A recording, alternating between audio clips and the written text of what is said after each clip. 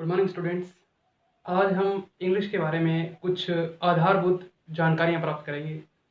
English सीखना हमारे जीवन में क्यों आवश्यक है। आज का जो आधुनिक जो दौर है इसमें अंग्रेजी की बहुत बड़ी आवश्यकता है हमें, क्योंकि अगर हम अंग्रेजी नहीं सीखेंगे तो हम बहुत से लोगों से पिछड़ जाएंगे।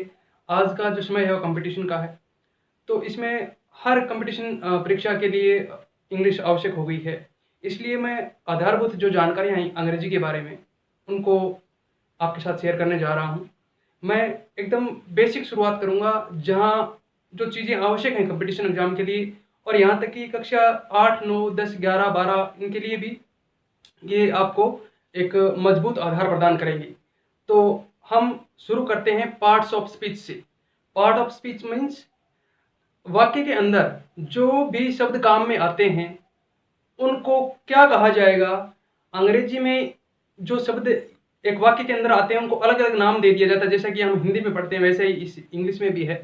तो हम उन चीज़ों के बारे में समझेंगे, उन शब्दों के बारे में समझेंगे। आज मैं आपको एक पूरा ओवरव्यू देने जा रहा हूँ आज, जो कि हमें अंग्रेजी के प्रत्येक शब्द जो कि वाक्य के अंदर होते हैं उनके बारे में एक एक करके हम जानकारी लेंगे। और अपन शुरू करते हैं पार्ट्स ऑफ स्पीच से। आधारभूत चीज़ें जो कि एक अंग्रेजी के वाक्य में हमें देखने को मिलते हैं, जो शब्द उनका हम कैटेगराइज अगर करते हैं, कैटेगरी उनको देते हैं, तो सबका एक एक अलग अलग नाम होता है। जैसे कि हम देखेंगे, अभी मैं लिखता हूं पार्ट्स ऑफ स्पीच।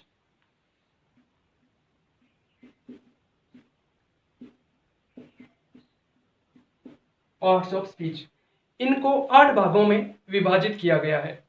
तो हम सबसे पहले उनका एक एक करके नाम जान लेते हैं, उसके बारे में हम देखेंगे कि कौन सा जो शब्द है वो किस प्रकार से आएगा। तो चलिए देखते हैं। पहला है इसमें नाउन। नाउन जैसा कि हिंदी में इसको संज्ञा कहते हैं। नाउन क्या है? नाउन एक ऐसा शब्द है जो किसी वस्तु, व्यक्ति, स्थान, भाव आदि को बताता है। और इंग्लिश में कहें तो noun is a word that denotes a particular person, thing, emotion, feelings etcetera. तो चलिए देखते हैं।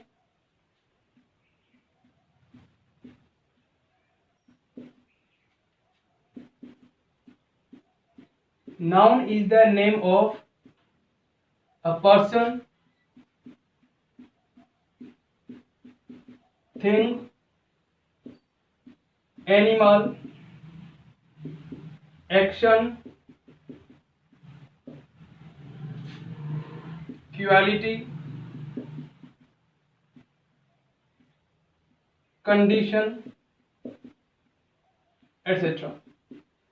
जैसा हम हिंदी में मानते आए हैं कि किसी व्यक्ति, वस्तु, स्थान आदि के नाम को संज्ञा कहते हैं, तो उसी प्रकार से हम देखेंगे। मैं एक ओवरव्यू दे रहा हूं आपको। आगे जैसे जैसे हम आगे बढ़ेंगे और भी वीडियो आपको प्राप्त होंगे, इनके संबंध में सारी जो बातें हैं मैं आपको क्लियर करवाता चला जाऊंगा, तो आप ध्यान से मेरे साथ बने रहिएगा। नाउन हम पर्टिकुलर बात करते हैं पर्सन की। हम इसको कैटेगराइज अगर करके देखते हैं तो पर्सन जैसे कि राम हो गया। थिंग, थिंग के अंदर कोई भी, जैसे कोई टेबल है, बुक है, ये आ जाएंगे। और एनिमल, एनिमल के अंदर जैसे काऊ है, डॉग है, इस प्रकार से। एक्शन की बात करते हैं तो एक्शन में हम जैसे कोई की गतिविधि जैसे हो रही है तो उसको समझ कर लेंगे, जैसे कि मूवमेंट है। और नेक्स्ट हम क्वालिटी की बात करते हैं तो आदमी में बहुत सारी क्वालिटी होती हैं, जैसे कि ऑनेस्टी है। आगे हम कंडीशन की बात करते हैं। कोई भी व्यक्ति का जैसे स्वास्थ्य है किस स्तर का है, इस प्रकार से हम इसको भी डिफाइन कर देंगे, जैसे इलनेस। तो ये सारी बातें हमें नाउन के बारे में बताएंगी। एक एक करके हम आगे जानेंगे कि नाउन के भी कितने प्रकार होते हैं, उन चीजों को हम क्लियर करेंगे।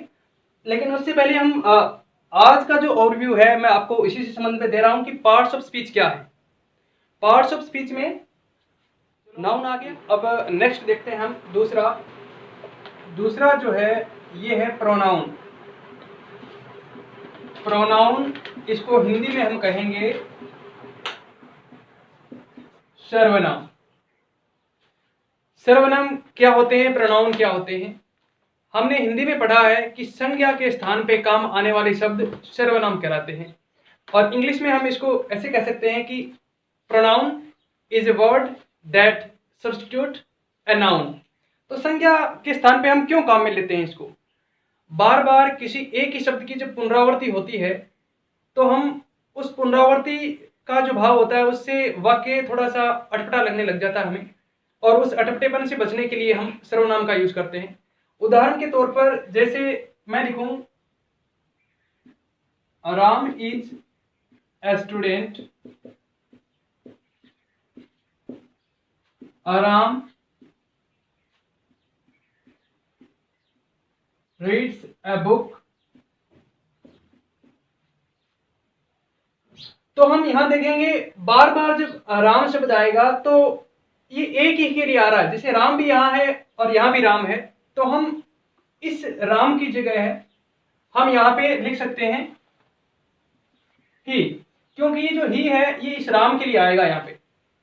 और आगे कुछ और हम इसी प्रकार के सर्वनाम हम देख सकते हैं, प्रोनाउन देख सकते हैं, जैसे कि ही के अलावा सी है, इट है, दे, वी, आई, यू। इस प्रकार से ये जो सर्वनाम है ये पर्टिकुलर किसी व्यक्ति विशेष के लिए काम में लिए जा सकते हैं, उस संज्ञा को ये सब्स्टिट्यूट कर देंगे। आज ओवरव्यू के हिसाब से इतना ही है, बाकी हम नेक्स्ट वीडियो लेक्चर में जानेंगे कि प्रोनाउंस के बारे में पूरी हम जानकारी यहाँ लेंगे, ताकि हम किस प्रकार से जो प्रश्न बनेंगे उसको हम पूरी तरह से सॉल्व कर लेंगे। अब नेक्स्ट देखते हैं, तीसरा हमारा पॉइंट है एडजेक्टिव का। एडजेक्टिव को हिंदी में हम कहेंगे विशेषण। हिंदी में जानते हैं इसके बारे में, विशेषण किसे कहते हैं? विशेषण किसी संज्ञा या सर्वनाम की जो विशेषता बताते हैं वो शब्द विशेषण कहलाते हैं। और विशेषण जो है वो किसी संज्ञा सर्वनाम के बारे में कुछ अतिरिक्त जानकारी भी देते हैं। जैसे हम कह सकते हैं कि adjectives are the words that shows some additional information about noun और प्रोनाउन, और we can say these are the words that shows the quality of a noun or pronoun। तो ये विशेषता बताने काम आते हैं। जैसे कि हम देखते हैं Ram is a honest, sorry is an होगा, इज एन ऑनेस्ट बॉय। तो राम जो है ये क्या है? ऑनेस्ट है, ईमानदार है, ये इसकी विशेषता बताने के काम में आ रही है। और दूसरा देखते हैं सी इज क्लेवर। तो यहाँ जो क्लेवर है, चतुर जो है, ये किसके लिए कहा गया है? इस सी के लिए बताया गया है, ये सी की विशेषता बता रहा है। उसी प्रकार से मैं लिखता हूं आगे आई हैव फ्यू पेंसिल्स। तो यहां हम देखते हैं कि ये जो फ्यू है ये इसको बता रहा है, इसकी विशेषता बता रहा है। क्या? फ्यू का मतलब ये एक अनिश्चित विशेषण है, इंडेफिनिट जो एडजेक्टिव है, ये बता रहा है कि कुछ संज्ञा में ये हमारे पास पेंसिल है, तो फ्यू पेंसिल ये एक अनिश्चित सर्वनाम है। और इसी प्रकार से हम नेक्स्ट हमारा जो पॉइंट है वो है वर्ब। वर्ब क्या है? वर्ब अब हम इसको कहते हैं क्रिया। क्रिया एक सब्जेक्ट के अनुसार, एक सब्जेक्ट के लिए जो स्थिति को बताती है, जो एक काम को बताती है, वो एक क्रिया होती है। जैसे कि ये सब्जेक्ट है, जैसे मोहन इज प्लेइंग। तो यहाँ पे ये जो इज और जो ये प्लेइंग आ रहा है, ये दोनों की दोनों क्रियाएं हैं, लेकिन इन दोनों में फर्क ये है कि यहाँ पे ये मैन वर्ब का काम कर रही है, ये है मैन वर्ब। और इसके अतिरिक्त जहां इज की बात करते हैं तो ये है हेल्पिंग वर्ब। ये हमें बता रही है टेंस कौन सा है? Present continuous. इस प्रकार से हमने जाना कि एक वर्ब का क्या यूज होता है। एक वर्ब जो है जो इस सब्जेक्ट के अनुसार इसके अकॉर्डिंग ही आती है, सिंगुलर आएगी या प्लूरल आएगी, तो इसके बारे में हम पूरी डिटेल अगले जो वीडियो जाएंगे उसमें लेंगे। अब हम इसी की एक और बात करते हैं, जैसे राम इज ए प्लेयर। तो यहाँ पे ये जो इज है ये एक स्टेटिव वर्ब है, एक स्थिति बताने वाली वर्ब है कि राम क्या है, राम एक खिलाड़ी है, एक प्लेयर है। तो यहाँ पे जो इज है ये मेन वर्ब का काम कर रही है, यहाँ पे ये स्टेटिव वर्ब है। तो इस प्रकार से हम इनके बारे में पूरी डिटेल जानेंगे। अब नेक्स्ट पांचवा, और ये है एडवर्ब। एडवर्ब को हम हिंदी में कहेंगे क्रिया विशेषण। जैसे कि नाम देखने से ही पता चल जाता है, हमने विशेषण के बारे में जान लिया। अब हम देखते हैं क्रिया के बारे में। क्रिया की जो विशेषता बताते हैं वे शब्द क्रिया विशेषण कहलाते हैं विशेष करके।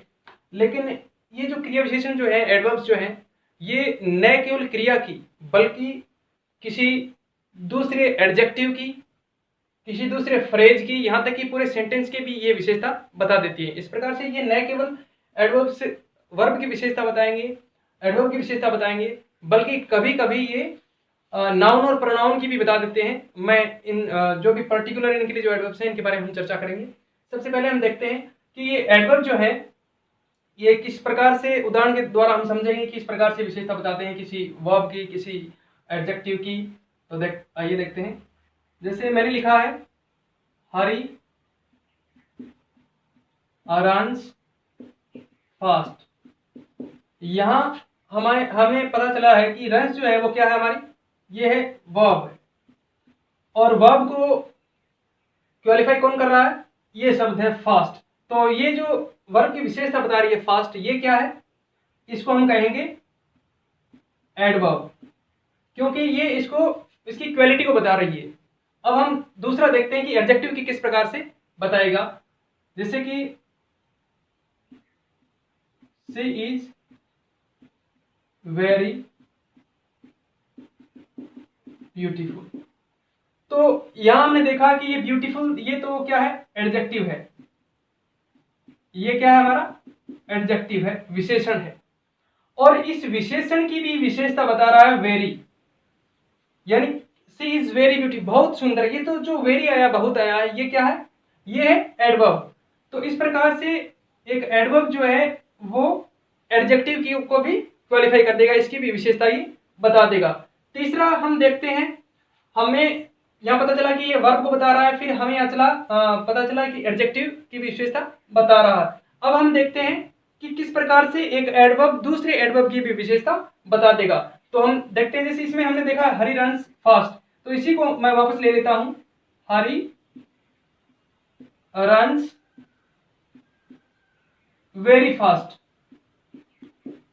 अब देखिए यहां हमने क्या देखा, इसको एडवर्ब। तो यहां भी दौड़ तो कैसे दौड़ता है वो, फास्ट, यानी तेज दौड़ता है। तो इसी फास्ट को विशेषता बताने के लिए हमने वेरी शब्द का यूज किया है।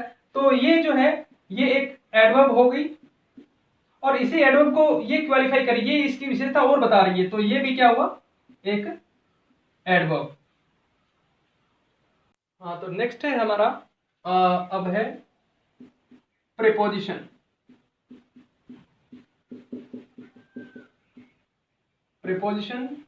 प्रीपोजिशन हमें हिंदी में हम क्या कहेंगे इसको, प्रीपोजिशन इसको हम कह सकते हैं संबंध सूचक अव्यय, या फिर दूसरा इसका नाम हम दे सकते हैं पूर्वसर्ग। ये क्या करता है, ये जो शब्द है प्रीपोजिशन, ये किसी, जैसे कि कुछ संज्ञा या सर्वनाम होते हैं, उन संज्ञा सर्वनाम को जो वाक्य होता है उसके जो अन्य भाग होते हैं, दूसरे भाग होते हैं, इनके साथ एक संबंध बताता है। जैसे कि इसके नाम से हमें स्पष्ट हो रहा है कि संबंध सूचक अव्यय, ये संज्ञा और सर्वनाम को वाक्य के दूसरे जो भाग है उनसे जोड़ता, कनेक्ट करता है। तो उदाहरण के माध्यम से इनको देखेंगे। जैसे मोटे तौर पर हम जानते हैं, जैसे इन है, ऑन है,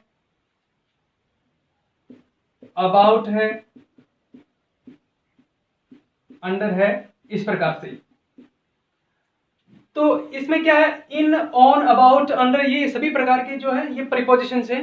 प्रीपोजिशन जो होते हैं ये किसी भी, जैसे मैंने आपको बताया कि संबंध बताने के काम आते हैं। जैसे कि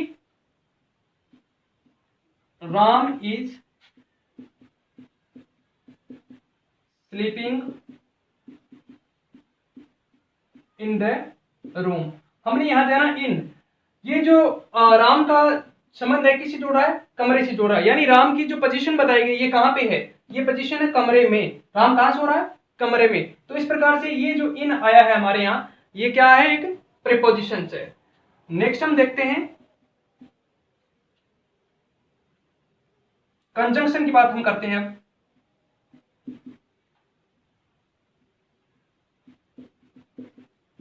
कंजंक्शन, कंजंक्शन है ये वाक्यों को, शब्दों को आपस में जोड़ने का काम करता है, यानी एक, इसको हम हिंदी में संयोजक कहेंगे। और इनके भी प्रकार हैं, जैसे कि ऑर्डिनेट, सबऑर्डिनेट है, कोऑर्डिनेट है। इस प्रकार से हम कंजंक्शन को भी डिवाइड करेंगे, आगे देखेंगे पूरी डिटेल में इसको। संयोजक किस प्रकार से, जैसे हम शब्दों को जोड़ते हैं एंड से, वाक्यों को जोड़ते हैं एंड से, कुछ फ्रेजेज हैं, कुछ वाक्य के अंश हैं, उनको हम इन कंजंक्शंस के माध्यम से जोड़ सकते हैं। एंड है, बोथ है, और जैसे नॉट ओनली बट ऑल्सो है।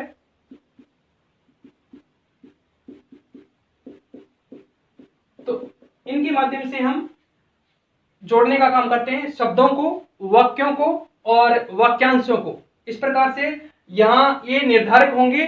जैसे वाक्य का प्रकार क्या है, इसके माध्यम से हम ये भी जान सकते हैं वाक्यों का प्रकार ही। जैसे कि मैं उदाहरण के माध्यम से समझाता हूं आपको। Ram and Mohan are friends. इस प्रकार यहाँ जो एंड शब्द आया है ये राम को और मोहन, इन दोनों शब्दों को आपस में कनेक्ट कर रहा है। और आप जैसे कि आप जानते हैं या नहीं भी जानते होंगे तो आपके सामने क्लियर हो जाएगा कि जो एंड से जब हम कोई दो वाक्यांश या शब्दों को जोड़ते हैं तो इनके साथ जो आने वाली जो वर्ब होगी वो हमेशा प्लूरल होगी। इन बातों को हम नेक्स्ट विस्तार से जानेंगे, परीक्षा की दृष्टि से महत्वपूर्ण। नेक्स्ट हम जानते हैं इंटरजेक्शन के बारे में। अब हमारा ये लास्ट है पार्ट्स ऑफ स्पीच का, इंटरजेक्शन।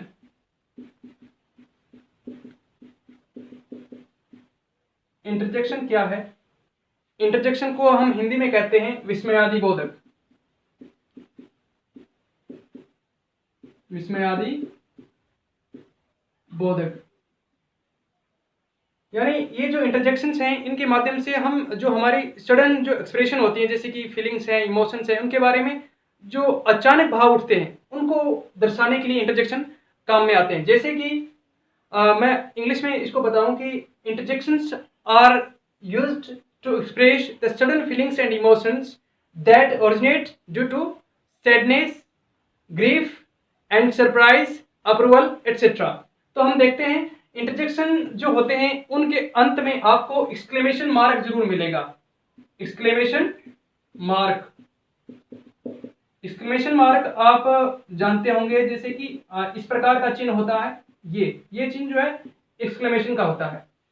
तो ये आपको जनरली इन शब्दों के अंत में मिलेगा जो इंटरजेक्शन होंगे। जैसे हम जॉय के लिए इंटरजेक्शन जो है वो देखते हैं, जॉय को दर्शाने वाले इंटरजेक्शन कौन कौन से हैं, जैसे कि ग्रेट, ग्रेट के बाद में हम देखते हैं हुर्रे, वाओ। ये सब क्या दर्शा रहे हैं हमारे, ये सब दर्शा रहे हैं जॉय को। जॉय के बाद हम बात करते हैं ग्रीफ की, यानी दुख की बात करते हैं। दुख की को अभिव्यक्ति देने के लिए इंटरजेक्शन कौन सा काम आएगा, दुख के लिए जैसे हम कहते हैं how sad, Allah, oh no.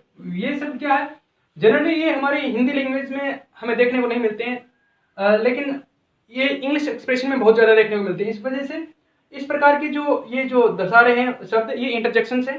अब जॉय हो गया, ग्रीफ हो गया, सरप्राइज। सरप्राइज को दर्शाने के लिए हमारे पास जैसे कि फैंटास्टिक, फैंटेस्टिक हो गया,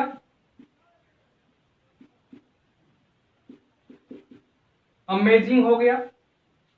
इस प्रकार से एक जैसे व्हाट भी आता है, एक इसमें आ जाता है इज इट। तो इस प्रकार की ये अभिव्यक्ति है सरप्राइज को देने के लिए। अब नेक्स्ट हम कहते हैं एक्सप्रेशन जो है ये अप्रूवल की कौन सी है, जैसे हम किसी की प्रेज करते हैं, किसी की प्रशंसा करते हैं, किसी ने कोई अच्छा काम कर दिया है तो हम कैसे कहेंगे, कैसे उसकी प्रशंसा करेंगे। तो उसके लिए एक सडन जो एक्सप्रेस होता है, जैसे किसी ने कोई मैच जीत लिया हो तो वो कहता है brave, we have won the match. इस प्रकार से ये जो शब्द है ब्रेव, ये एक सडन एक्सप्रेशन है। उसी प्रकार से प्लीज, ये भी एक सडन एक्सप्रेशन है। श्योर, ये भी एक। तो ये सारी चीजें हमें पूरा इंटरजेक्शन के बारे में बताएंगी। अब ये तो बात हुई पूरे ओवरव्यू की कि ये जो पार्ट्स ऑफ स्पीच क्या हैं। अब हम इनके बारे में एक एक करके डिटेल में भी जानेंगे कि ये क्या है और किस प्रकार से एग्जाम में काम आएंगे और किस प्रकार से दैनिक जीवन में ये स्पीकिंग के दौरान काम में आते हैं। इन चीज़ों के हम बारे में हम जानेंगे। हम इनके बारे में नेक्स्ट वीडियो लेक्चर्स में विस्तार से बात करेंगे। तो इससे पहले कि हम विचार करें, आप जो मेरा ये चैनल है उसको आप सब्सक्राइब करें और बेल आइकन को प्रेस करें ताकि आप नए अपडेट के बारे में जानते जाएं और कुछ सीखते जाएं, ताकि इंग्लिश बोलने और पूरी तरह से कंपटीशन के लिए भी तैयार हो सकें, लिखने में, बोलने में, सब तरीके से आप इसमें पूर्णता को प्राप्त करेंगे। तो नेक्स्ट मिलते हैं अगले वीडियो लेक्चर में।